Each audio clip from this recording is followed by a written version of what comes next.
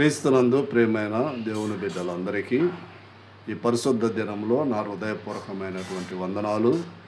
ఈ దినము లేఖన భాగము నిర్గమకాండము 22వ అధ్యాయము 27వ వచనము 2వ భాగంలో, నేను దయగలవాడను, వాడు నాకు మొరపెట్టిన ఎడల నేను ఇందును అని లేఖన భాగము చదువుతుంటున్నది. మన ప్రభు అయినటువంటి యేసు క్రీస్తు దయగలవాడు, దయామయుడు, ప్రేమామయుడు, కృపామయుడు, ప్రేమ స్వరూపి. కాబట్టి నీవు నేను ఎవరు అయినా కానీ మొరపెట్టిన ఎడల మన మొరను ఆయన ఆలకిస్తాడు అని లేఖన భాగము చెబుతుంది.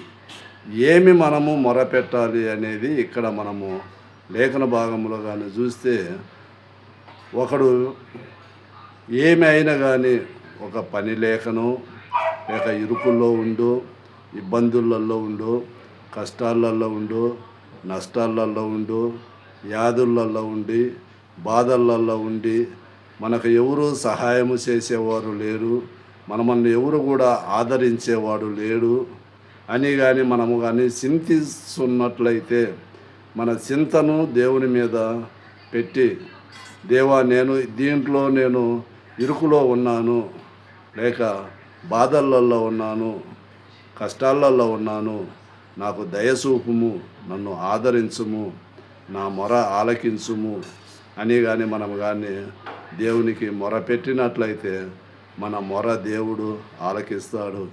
ఇంకా ఒకవేళ ఉద్యోగము లేకుండా అప్పులలో ఉన్న బాధలలో ఉన్నానని నీవు చింతిస్తున్నావా? తినేకి అన్నము లేదని బాధిస్తుంటున్నావా? కట్టుకునేకి గుడ్డలు లేవని బాధపడుతున్నావా? దేని గురించి అయితే నువ్వు బాధపడుతున్నావో అది దేవుని యొద్ద పెట్టి మొర పెట్టాలి. అప్పుడు దేవుడు ఆలకించి మనకు ఉత్తరము ఇస్తాడు అని మనము చూస్తుంటున్నాం. ఈ మనుషులతో కానీ నీవు కానీ మొరపెట్టి వారి కాడికి పోయి, నేను ఇరుకులలో ఉన్నాను, ఇబ్బందులలో ఉన్నాను, కష్టాలలో ఉన్నాను, నాకు అప్పు ఇయ్యుడి అని ఒకవేళ మనము కానీ అడిగినట్లయితే, ఈ భూలోకంలో ఎవరు అప్పు ఇచ్చినా కానీ మళ్ళా వారికి మనము తీర్చాలి. అందుకని దేవుని యొద్ద మనము పెట్టి కానీ ఆయన సన్నిధానంలో కానీ అడిగితే ఆయన దయామయుడు, ప్రేమామయుడు, ప్రేమ స్వరూపి కాబట్టి మనకు ఆదరించేవాడుగా ఉంటాడు అని లేఖన భాగము మనకు చెబుతున్నది. అందుకని ఈ దినమునైనా కానీ మనుషుల మీద ఆధారపడకుండా దేవుని మీద ఆధారపడి ఆయన సన్నిధానంలోనికి పోయి ఆయన కానీ మొరపెడితే ఆయన మన మొరను ఆలకిస్తాడు.